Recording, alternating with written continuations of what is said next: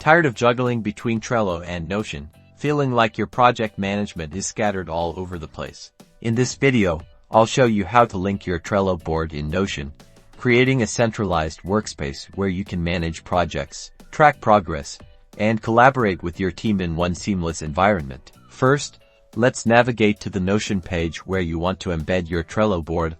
I'm using a page called Project X Brainstorming for this example. Now, type Trello. This will bring up the Trello embed option. Select it. Next, you'll be prompted to authorize the connection between Notion and Trello. Click Authorize Integration. This allows Notion to access your Trello boards. A window will appear showing your Trello boards. Choose the board you want to link. I'm choosing Marketing Campaign 2024 for this demonstration.